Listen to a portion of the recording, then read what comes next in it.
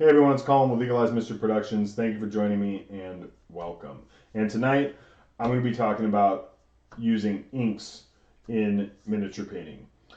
And disclaimer, these are just my opinion. This is just my experience. So this is not the definitive statement on using inks. I'm sure there are a bunch of techniques I haven't heard of or done, a bunch of uses for them that I don't know about, but in my experience, this is what I like using inks for, and also what I don't like using inks for, and where I don't think that they are particularly helpful or time saving. Um, Acrylic inks have been around forever, since time immemorial, and in miniature painting, they've been around forever. Decades. This is not a new trick. This is not a new concept.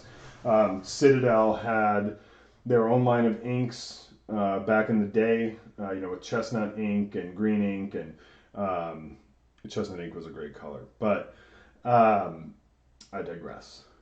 So they had inks, and all the big, excuse me, all the big paint companies make inks. Interestingly enough, except GW. GW doesn't make inks anymore. They make washes.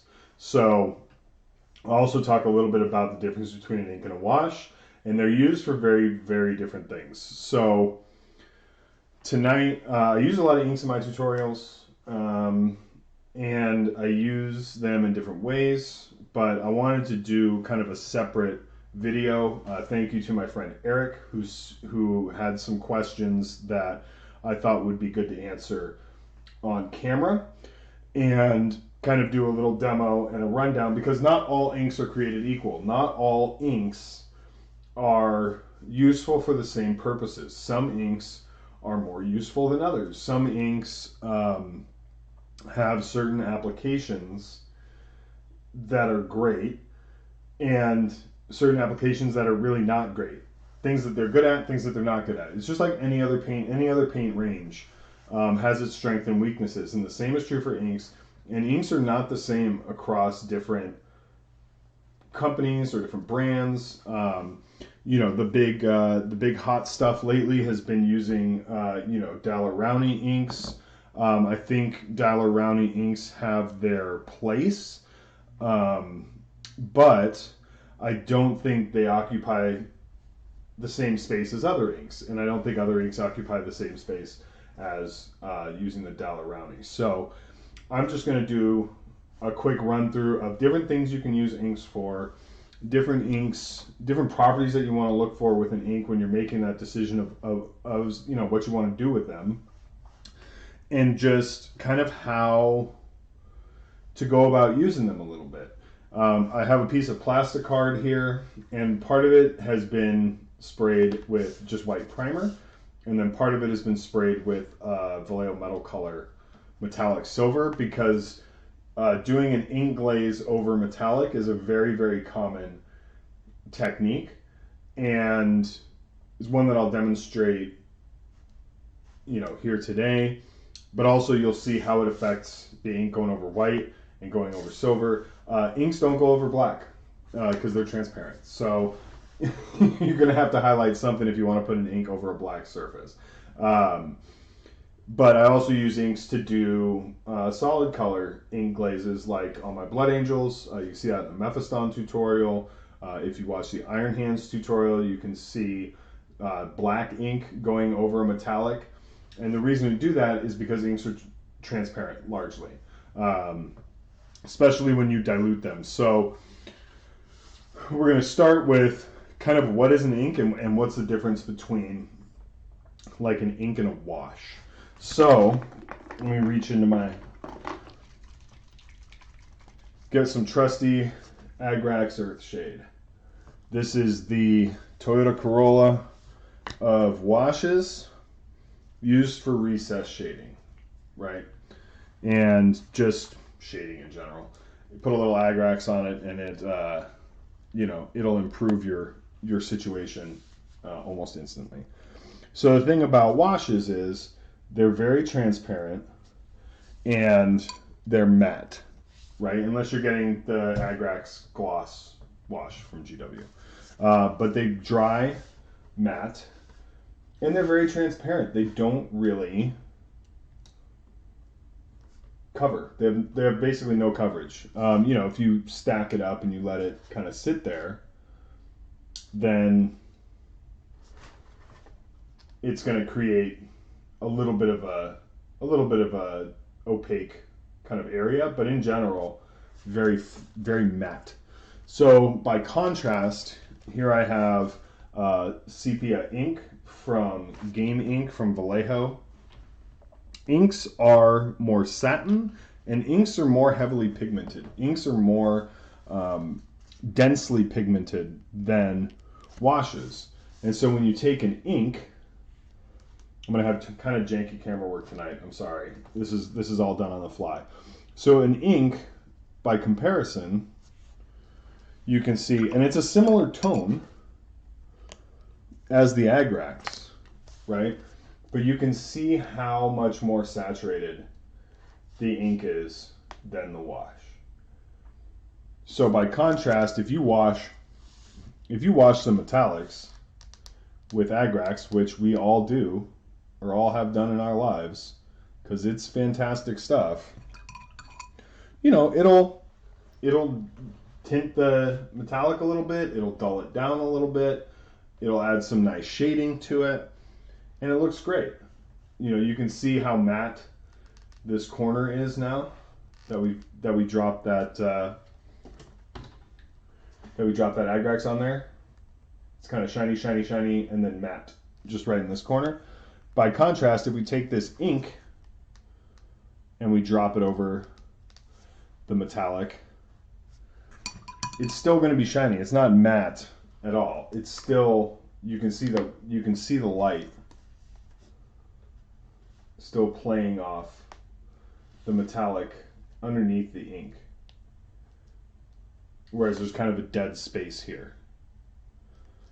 And you can see how much more the ink affects the color of the metallic versus the wash, right? So it has less tension than the ink, so the wash is going to kind of flow over the top of whatever you're washing and kind of sink into the recesses, right? And it's also why washes are no good for flat surfaces.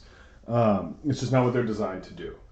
Inks, on the other hand, you do great on flat surfaces, but they're going to tint whatever it is you're trying to work on. So one of the things that's important to know about inks is, like, you rarely use an ink just straight out of the pot. Like, we can take this scale color. This is Inktense Red. I love this ink. I think it's phenomenal.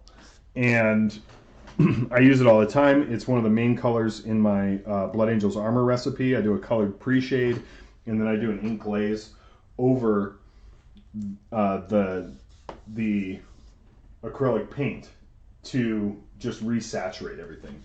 And you can see how rich that red is. And this is just the ink straight out of the bottle.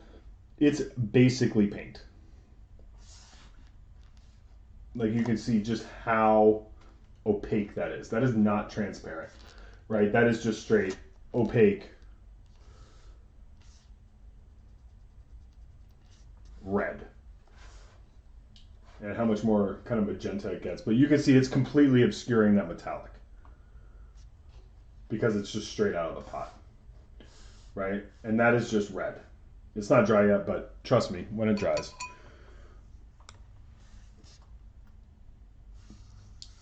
So straight out of the pot, if you're doing, like the inset section of a Custodi's shoulder or something like that, you can use the ink straight out of the pot. You can even like these lighter colors like yellow, which I haven't got unclogged here for a second. Excuse me. Now, yes, this is opaque going over like a flat white, but that doesn't mean, and you can see like that yellow, how nice and vibrant that is.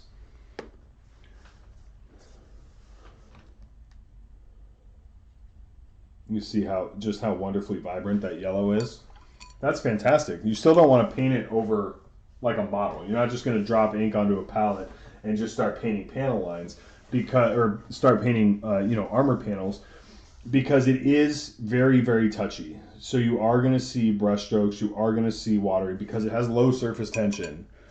Like a wash, similar to a wash, it has low surface tension. But it is so heavily pigmented that it's gonna paint whatever you put over it, right? So straight out of the bottle, this is not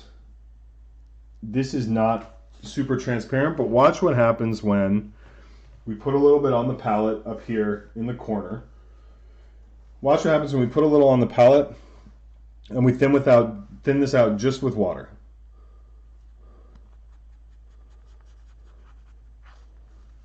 Oop, went off screen.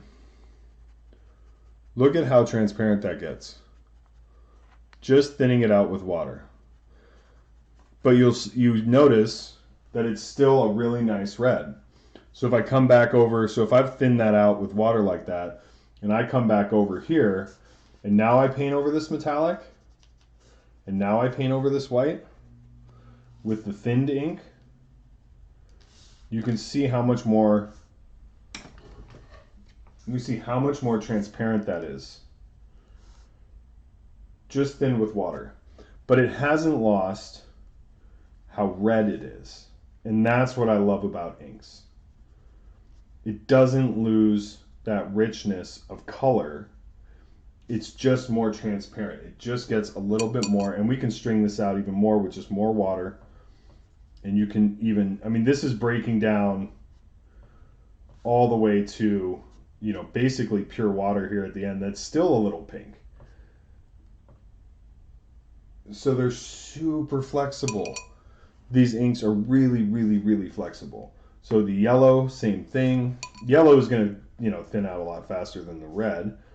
But still, we're getting all the way up to basically pure water out on this end. You can see how thin that is, but it's still yellow.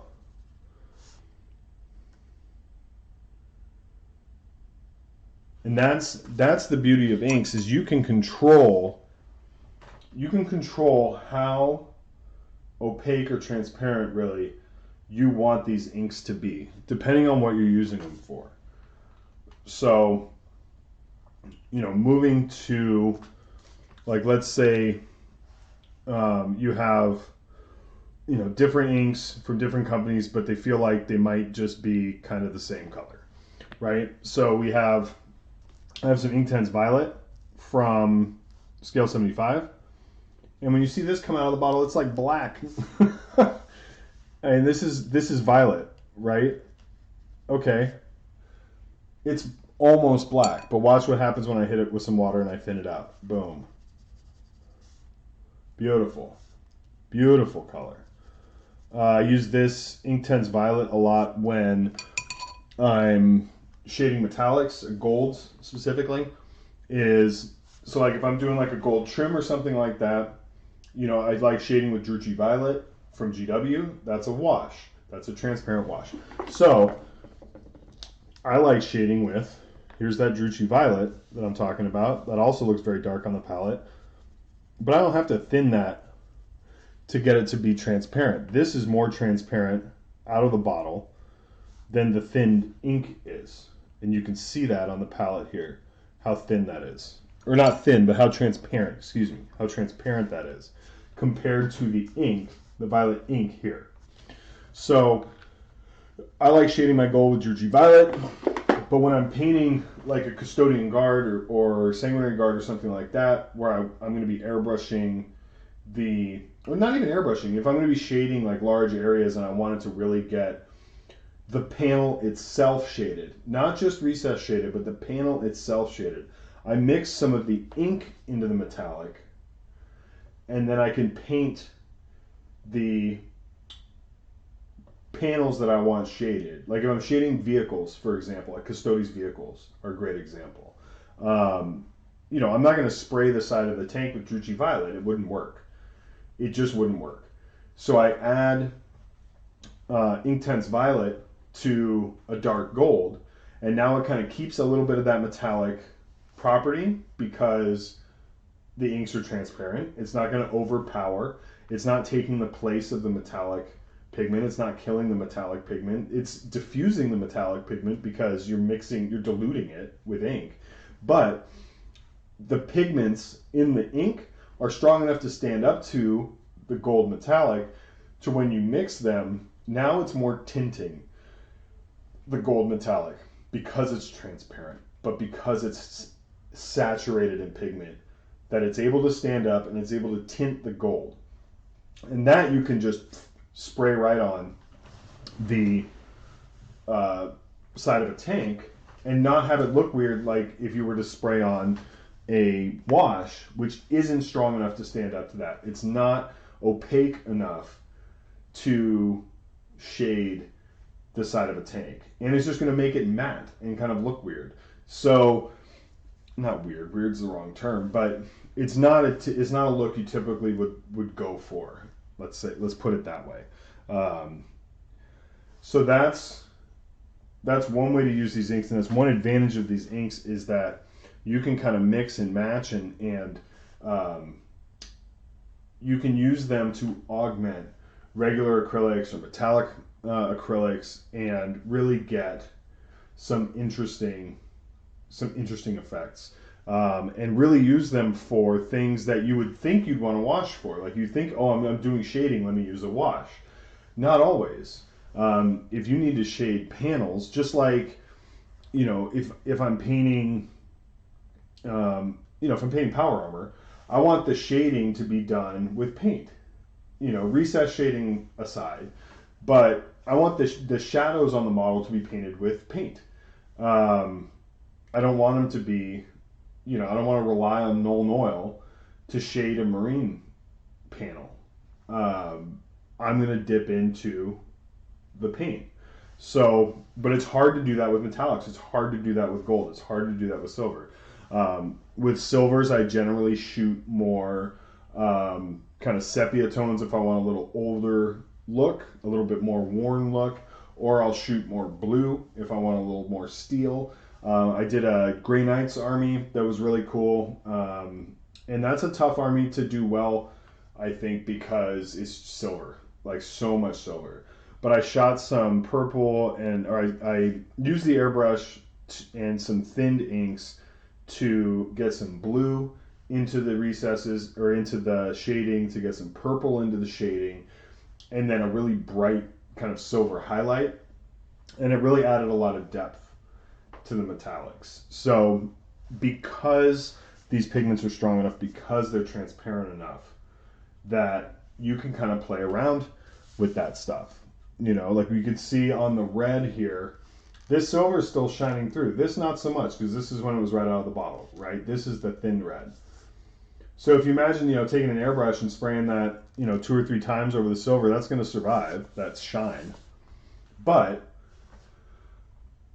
it's going to have a red tint to it. It's going to have, a blue tint to the shadow, or a purple tint to the shadow. I am going to be doing Alpha Legion armor tutorial that just uses inks, and it uses a violet ink, a blue ink, and a turquoise ink, because they're transparent, but because they're still vibrant, because they still have all that pigment in them. So you can see, so let's say you have, so this is the violet ink here from scale 75, and this is a game ink violet from Vallejo. 2 different companies, same color on the outside of the bottle. Let's see how they stack up. Looking pretty purple, black almost, coming out of the bottle. And look at how heavy that, I know from using it that this violet ink from Vallejo is a little thicker, a little milkier, and it's just heavier than the violet ink from scale 75. But you can see, it's subtle, but you can see kind of how much milkier that is than the scale 75. Oops, now they're bleeding together and ruining my example. So you can see the scale 75 is a little bit more steadfast, I would say. It's a little bit kind of, it's more heavily pigmented, whereas the suspension for the Vallejo ink is kind of heavier and milkier.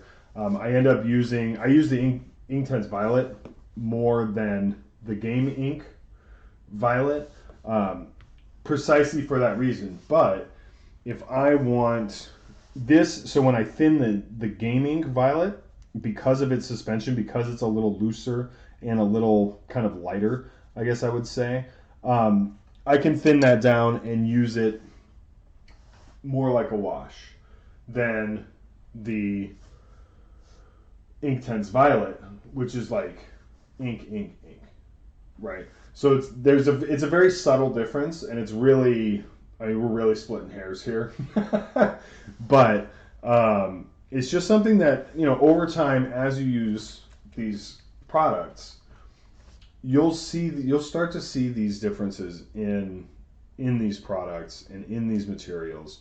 One of the colors I love is this black green from Game Ink from Vallejo.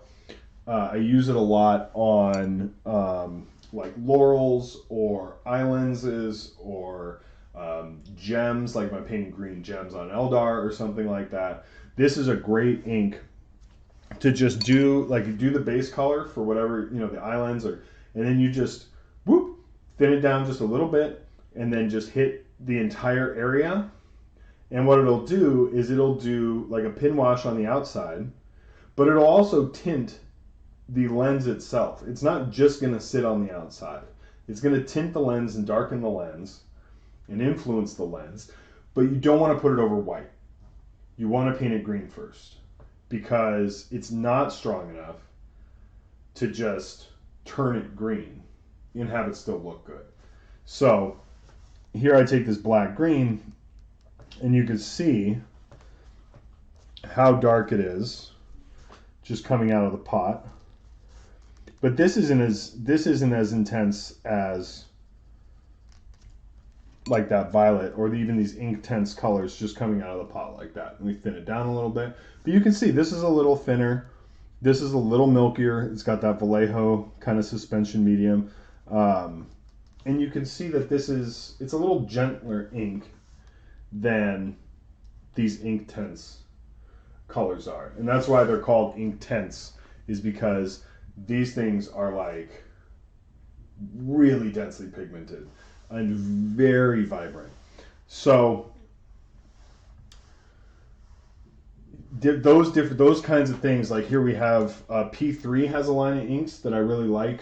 I use their turquoise ink and their brown ink the most, but they also have a green ink, right? So here's a green ink. So this is black green from Vallejo, and here's just a straight green ink from P3. Totally different. This green ink is like blue. Very blue green. But then you come in with this turquoise ink from P3,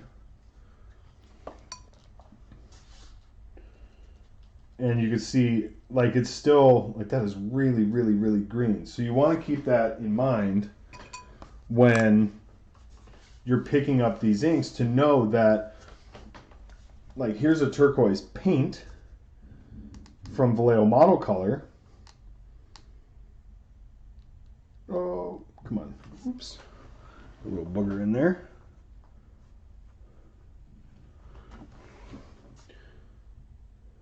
Whoa, knew that was going to happen. If your dropper bottle is not dispensing paint, do not squeeze it harder. Pro tip. So here's so much paint on this thing now. So here's a turquoise paint from Vallejo, and that's what we kind of think of when we think of turquoise, is this kind of color right here. It's kind of blue-green color. And this is the turquoise ink. You know, not the same thing. Similar, but one thing that's fun to do is you can come in with, you know, maybe it's not turquoise. Maybe we're using Sotek green from GW, which is a turquoise, but it's a little greener turquoise. It's a little lighter turquoise. And if we take some of that ink, and we can just change the color of that a little bit, but this turquoise ink will shade. You can see kind of, so you see on the fringes here, because this camera work, I'm just going to do the best I can. You see on the fringes here, where it gets that really nice kind of light aqua blue here. If we take white, if I can find it, there it is. I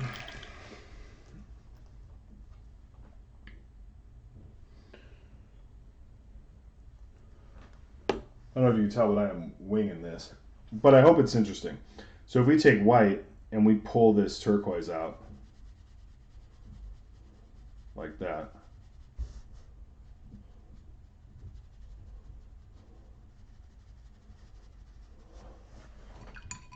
Right? And if you look on the edges, like here and here, we're right in the same tonal happy space.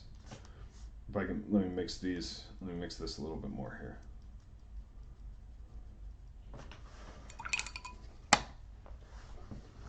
So if you see like right through here and in here, we're right in the same tone. So I can paint something turquoise or Sotek green, and I can drop this turquoise ink over the top and have it pin wash and just give a little tint. It's not going to give a huge influence on the turquoise underneath it, and get a really nice, just quick pin wash, boom, boom. I'm not completely altering the tone of this turquoise, so then I can just hit it with my regular highlight colors and move on with my life, right? But if I tried to go in there with this green, this black green, we are totally in different worlds tonally, right? This is not even in the same realm as this, whereas the turquoise is. So that's one thing that you want to be on the lookout for. And these are very weak inks. These are not strong inks. These are weak inks. The P3 inks are weak. And I don't mean that like disparagingly. But they're just not strong inks. So let me set this aside, and I'm going to go out on a limb here, and I'm going to use a piece of plastic card that does not have primer on it and hope that nothing weird happens. They'll give me more room to work here. So now we're going to look at like browns. And this is where you really just need to, I just collect brown inks because it's crazy how many different browns, sepias,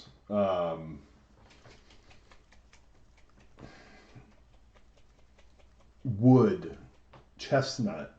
I mean, they're just endless numbers of. So here we have like a brown ink from Game Ink from Vallejo. Just Game Ink brown. Cool. You know, that's a nice kind of reddish brown. And now I have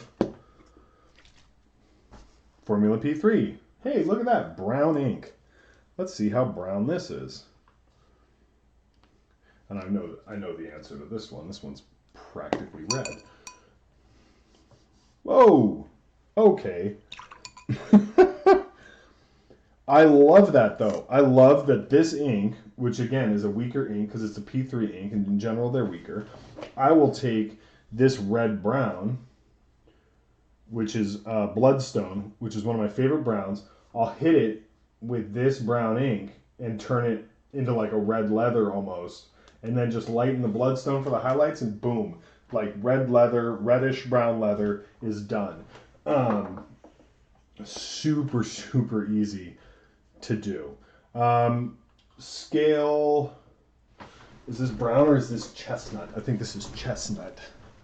So we have the Game Ink brown, we have the P3 brown, then we have, this is Inktense Chestnut from Scale Color. Oh, that's a nice color. That's kind of similar to the top color. But I'm gonna let that sit, and we can look at them after they've dried. Here's Inktense Wood from Scale Color. Oh, that's interesting. That's a little different. That's almost like a yellowish brown. Then we have Sepia. And this is from Game Ink, so this is going to have some teeth, right? A little different suspension. Well, that's super dark. And then we have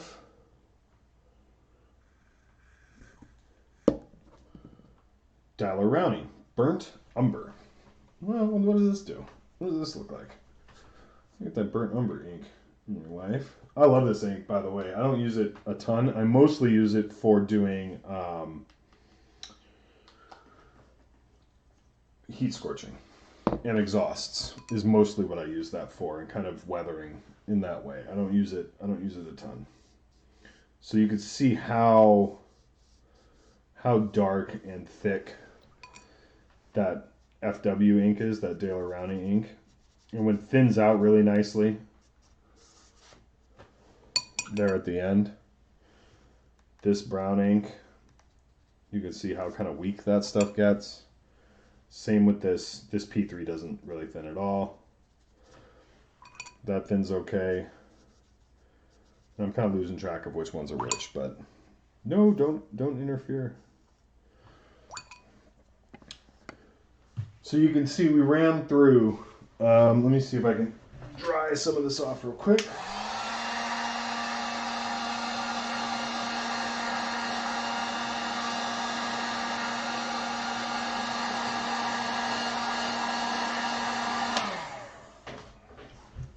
I don't want to go too much because I do have an acrylic topper on my desk and it'll just warp. So I do want this to dry though.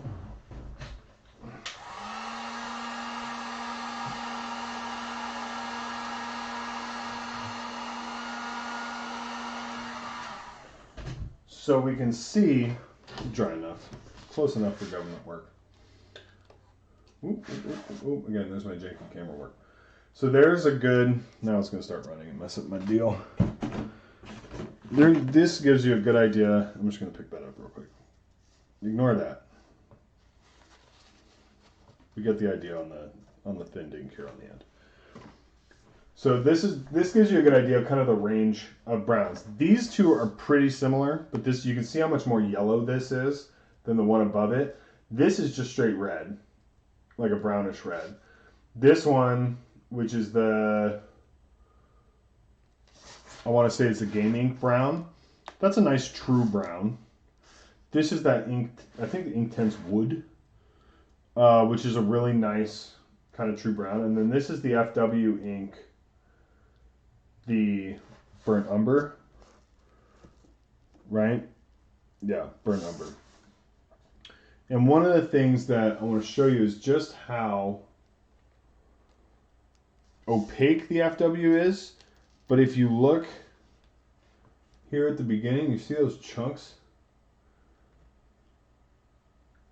Like, they're just not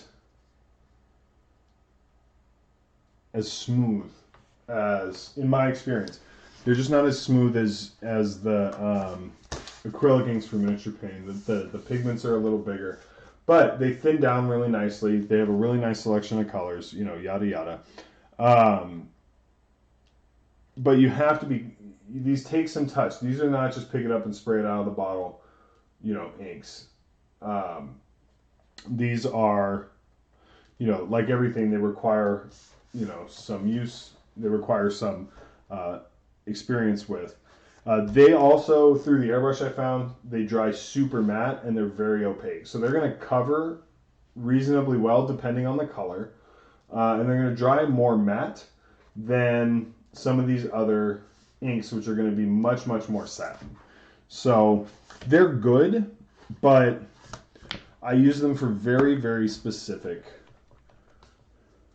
applications. I don't use them for everything. Like, here's some of the FW blue. And like everything, just pros and cons, like anything in life. So some of that FW blue, it's a lovely color. And then here's some of that scale ink tense blue.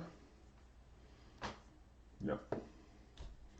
So you could see just how rich. Whoa, hey, I didn't lower the. There we go. So this is the FW on the right, and the scale is on the left. This is the scale. This is the FW, and you can see how much richer the scale ink is than the FW, the dollar rounding. And it's a little more stable, I think, personally. And this really gets into kind of a light bluish green pretty quick, whereas this stays. So when you're, one of the things to look for, so you see when I thin this out, this kind of changed into more of a greenish blue, whereas when it hit the palette over here, it's a true dark blue. This hit a little bit, this got a little bit green in it. Whereas when I thin down these scale inks, and I can thin this for days. I mean, this is basically colored water at this point, right? But it's still blue. It's still the same tone of blue that it was up here, all the way down here, right? Where it's basically just a watercolor. Whereas this is really changing as we get further stretched. This is changing from this true blue into this kind of greenish thing we got going on down here. So it's important to know what's going to happen to an ink when you start messing with it. If you just start messing with it and start shooting it on a model, that's how I learned. I mean, trial and error. But also just paying attention to what other painters do and just kind of keeping an eye out for, just little tips and tricks and stuff like that. And just not accepting just because somebody said it doesn't mean that it works. Or it might work for them, but maybe not for other people. I'm the first person to say, this is what I do. It works for me. If you don't like doing it, don't do it. If it doesn't sound good to you, don't worry about it. There's no right way or wrong way to do this stuff. It's art. It's playing around with pigments and in acrylic suspension fluid. It's just not. It's not. There's no right or wrong to this, so don't sweat it. Just play around with it. One of the things that so as I've been demonstrating all this. Common uses that I have for inks are just glazing, where I'll thin them down really, really thin and cover an area that's already been painted. And just to give it some more color, ease a transition, deepen a shadow, something like that. I'll use them to paint over, like I said, my red leather, where I'll paint it kind of a really reddish brown. And then I'll put the ink over it because it does sit in the recesses and it really darkens the recesses. And then do the highlights over that. Boom, boom, boom, I'm done. Because I want the brown to be affected by the ink that goes over it, right? I want that base coat to be affected by the ink that goes over it. If I don't want the base coat to really be affected that much, color-wise, then I'm going to use a wash. If I don't mind it being affected, or if I want it to be affected, like the eye lenses, like the red leather, especially for handles of axes and stuff like that, I want that to be a more dark red brown than the base color. Then I'll hit it with the ink because the ink is going to influence that. So another cool use for inks, and then we'll wrap up here because we're getting on almost 40 minutes. But, I think this stuff's interesting, and I think, hopefully some people find this interesting. I think probably some people will. One of the things that is fun to do is, I use, yellow's a tricky color, which is an understatement. I use flat yellow from Vallejo Model Color because it actually covers. I actually really like how flat yellow, the kind of coverage that I get with flat yellow. It's a great paint. It actually, for yellow, it actually covers quite well. And that's, rare for yellow. So you can see, that's a nice yellow, but it's not like a very strong, it's not very yellow. We'll say it that way. It's not a very yellow, if that makes sense. So what I can do is I can take some of this yellow ink, which is, banana yellow. I can take some of that yellow ink and I can mix it into that flat yellow. And this is going to be a little subtle, so I hope it shows up on camera. Ooh, let's get up there. Whoa, hey, okay, that works. So here you can see, can we see? I don't know if we can see. I'm trying here. Let me back up so it actually focuses. So here you can see the flat yellow, and you can see it's not mustard yellow, but it's not super yellow. And here's that yellow ink. If I mix those two, it becomes more yellow, and it also makes the yellow ink more opaque because it's mixing with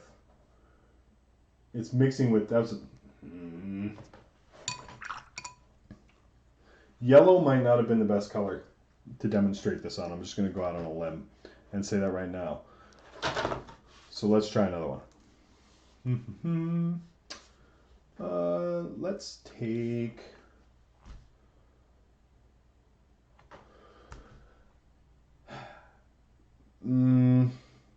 yellow is really the one that I like. I like actually doing that with. Let's just take blue. I'll just show you blue. So let's say we have. Oh, this is a good example. Actually, this might work. So let's say I'm using. This is what happens when you do live, unscripted tutorials. Is sometimes you're like, well.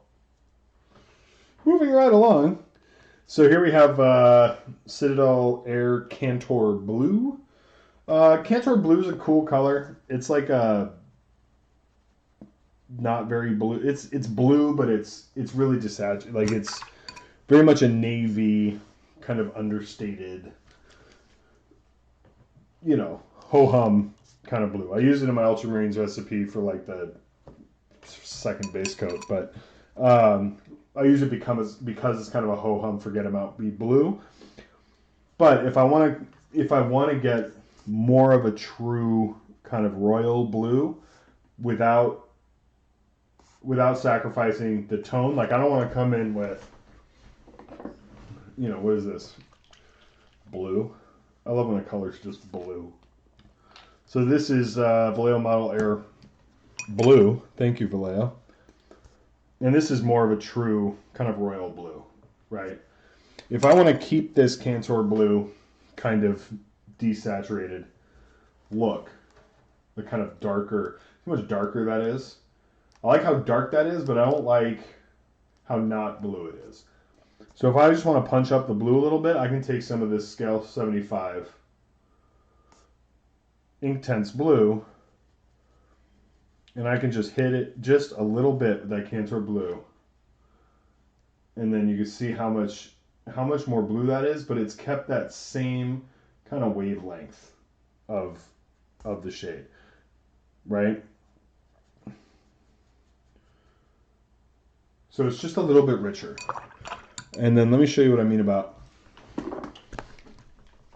using this with a metallic real quick. So this is decayed metal from, oops, wrong decayed metal.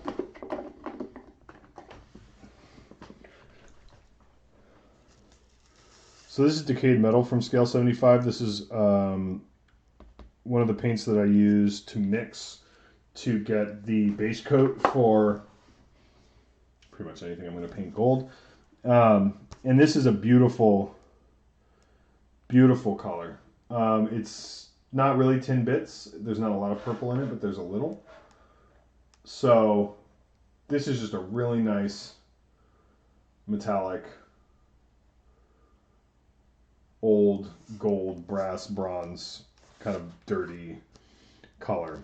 So what I do is I take Inktense Violet and seriously, like not even a lot, like literally dip my brush in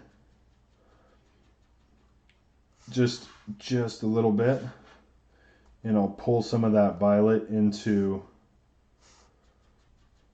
that decayed metal. I'll darken it up, and then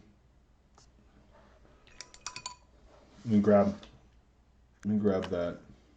Where'd it go?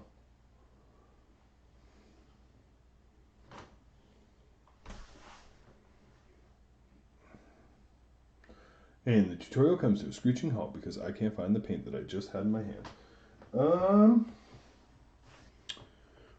No, not it. Huh. Odd.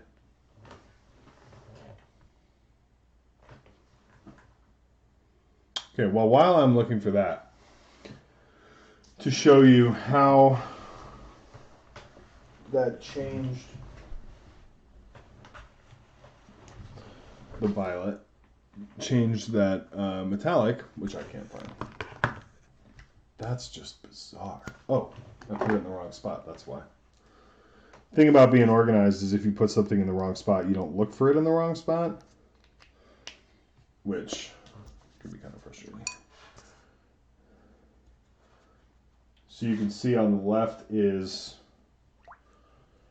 the original decayed metal, and on the right is the decayed metal with the violet ink.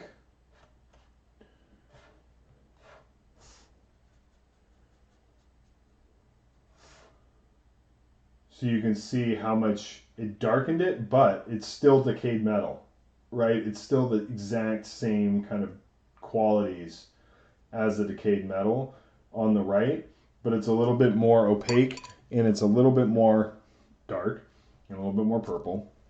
So that's a great thing. That's a great use for it. And then, you know, coming back to kind of finish this all off, one of the uses that I see people do with inks that I want to talk about a little bit is using them as a main armor color on a model. And if you're not doing like an ink glaze, or if you're not over metallics, or you're not doing you know, kind of extensive battle damage, or if you don't have a real good plan for what you're going to do next, using an ink in lieu of paint is usually a mistake. It's usually more trouble than it's worth, and it usually won't get you as good results as just using paint. And the reason for that is just because of what ink is, just because of the nature of the paint, the acrylic product that is ink. It's transparent and it doesn't have a lot of flexibility. So with paints, you can mix them and match them, and you can move them up and down with, you know, white and black and do all that.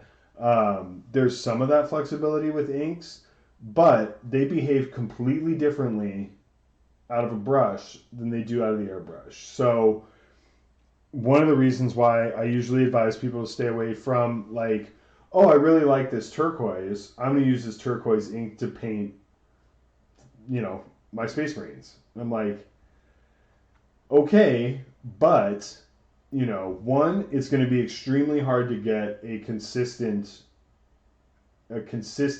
finish on all your models. One of the things that I really strive towards, especially when painting Space Marines, is to get a consistent finish across models. I want the 50th infantry model to look like the 7th infantry model that I painted. Um, I do use an ink glaze for my Blood Angels, but I'm glazing over a colored pre-shade. So the colored pre-shade is going to lock everything in. It's going to lock the shadows and highlights and everything in. I can do that extremely consistently every single time, knock on wood. And then when I go over it with the glaze, it's going to behave the same over that colored pre-shade every time. It should. Um, if you're just using like a black and white pre-shade and an ink over it, the differences there are the black and white pre-shade are just a black version of the ink and a light version of the ink.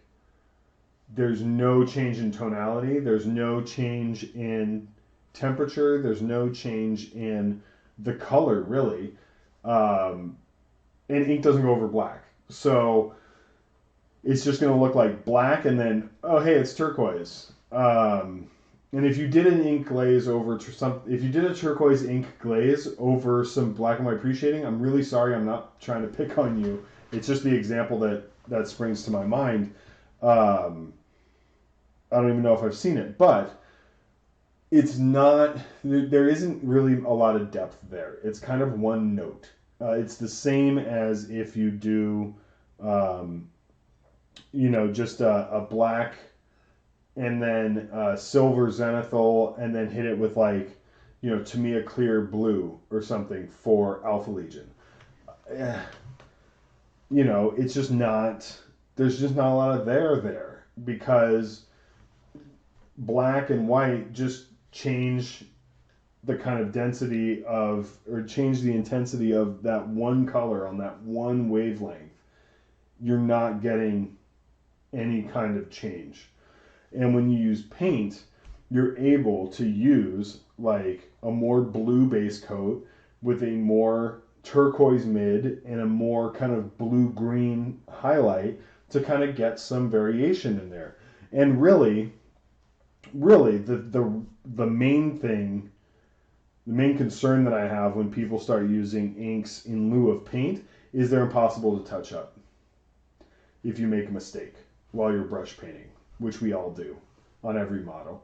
I've never painted a perfect model in my life that I didn't have to touch up somewhere, and you can't touch up inks. You just can't do it. They're not transparent, or they're not opaque enough to just paint. And if you try to paint over a surface that has been like glazed with inks or that's been painted with inks, it's never going to blend, ever. I don't care what you do. It's never going to blend. If you wanted to, get it to match, you would have to repaint the entire panel. And then it probably won't match the panel next to it, And for me, that's a huge problem. That's a huge deterrent for me to do that technique. Because I need to be able to fix stuff. And I need to be able to fix stuff in a hurry. I can't spend the kind of time it takes to get that fixed if something goes wrong. And that's a huge deterrent for me for using inks instead of paint. Because with paint, I can go back and fix that. I can go back and hit it with the mid-tone with a brush. And if I'm solidly in the mid, then it'll just, boop, I can just fix it. If I have to go back with the airbrush, I can. And if I have to fudge it, I can. If I have to get it like close enough, I can. And that gives me a lot more flexibility, a lot more freedom, and saves me a ton of time. And gets me a better result at the end. And what are you going to edge highlight the ink with? You can't just edge highlight with a different ink, right? There's nowhere. The thing about inks is there's such a narrow bandwidth of colors that are transparent. So there's no progression. There are no progressions painting with inks. It's just, here's your turquoise. Okay, great, I have a turquoise. Or okay, great, I have a blue. Prussian blue hue. Great. What are you going to do to edge highlight that? Because what you don't want to do is come in here with some, Prussian blue highlight. Yeah, fantastic. And then,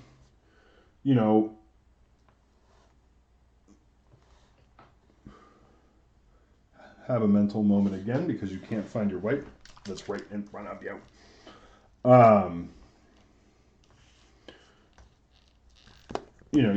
So here's your Prussian blue that you sprayed over your ultramarines, let's say. Then you come in here with like a white paint, and like that's fine. Are you going to mix that every single time you go to edge highlight? And if you go too white,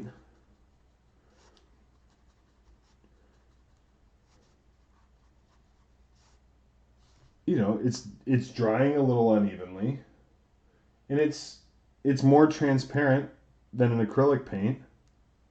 It's just not reliable. It's just not as, this has kind of a weird finish going on now. They're not as durable. I can just wipe this right off my thumbnail. They're just not useful when it comes to these traditional miniature painting techniques that we do. The exceptions, there are of course exceptions. One of the things about I like using inks for glazes. I think they're fantastic for glazes. Glazes make it a lot harder to do touch-ups too. But if you're doing a little bit more weathering and stuff and you can kind of fudge it, then that makes it easier. If you're doing a colored pre-shade, like with my Blood Angels or with the Iron Hands that I paint, where you're doing, metallics underneath and you do a full, base coat highlight of metallics and then you hit the inks, if you mess up, you can kind of go in with a metallic a little bit and then glaze it over with the ink and get it pretty close. If you're just doing black and white, you really can't do that. It's a lot harder to do. So, the ink glaze, like with my Blood Angels, if I screw up, I can go back and, if I'm in the mid, I know that that's AK figure red, and I can kind of fix the mistake and then do a real thin couple glazes with the ink with a brush and usually get it pretty close. My Blood Angels also have sponge chipping. So if I've made a mistake somewhere that I know is going to get a little bit of chipping, forget about it. Just get it with the weathering. But for the edge highlight and for the sponge chipping, I use the last color of my pre-shade. So I use a pale red, which is the last color of my pre-shade. I do the red ink over the top, and then I use that pale red as my edge highlight color, as my chipping color, because it has the same tone as the highlight that's already existing on the model. Because the red is transparent. The red ink is transparent over the top. It doesn't change the tone of what's underneath. It just makes it more red. One of the things that I struggled with for a long time trying to paint Blood Angels was to keep the highlights from going pink and to keep the highlights from going orange. And it really only went one of two ways. They either went pink or they went orange. And it wasn't until I watched a video by Jonas Wadeen, who's a phenomenal painter, and he was showing how he painted this banner, and he did a white and gray and everything pre-shaded, and he used red ink to make everything red, and it just clicked. And I was like, if I can do the highlights with paint and then use the ink to just re-inject the color, great. That sounds like it'll work. I tried it out. It works. And you can do the same thing for, blue. If you wanted to come over the top of, some blue kind of pre-shade with, the Inktense blue or something like that, more power to you. Try it out. But use some paint for these big areas. Please use some paint before you turn to the inks. The inks are not just, I'm going to paint this with inks. It really limits where you're able to go from there. Even if you get a really nice effect and a really nice base coat using inks, where do you go from there? You're making the edge highlight harder on yourself. You're making, God forbid you try and wash anything and it reactivates the inks, so, forget about, using an oil wash or a pin wash or, anything like that. Inks don't seal like acrylic paint does. So by using it, you're really limiting what you're able to do after that. And if we're talking about a base coat, everything comes after that. So you really want to be mindful of your order of operations and what you need that base coat to stand up to and what you need it to be a base for. Like, what is my base coat really the foundation of? Is it the foundation of my entire paint job? Then I need it to be durable. I need it to be repeatable. I need it to be malleable. And I need to be able to fix mistakes as I paint the rest of this damn model, because my brush keeps hitting stuff that I don't want it to hit. So, rant over. But inks are a fantastic, fantastic tool for miniature painting. They have a ton of uses. They have a ton of applications. But not all inks are created equal. And you really want to be mindful of what each one of your inks can do. And, get a piece of plastic card out and just fuck with them, and see what they can do. See what they behave like. See what happens when you mix in paint. Like, this actually isn't the end of the world down here. That's not terrible, mixing it with white paint. That's not bad. I mean, it's not great that I can just go over and, wipe it off. That's not exciting. Whereas, like, these inks, or like, this is, not dry, but this is that model air blue. That's not coming off. But this ink is.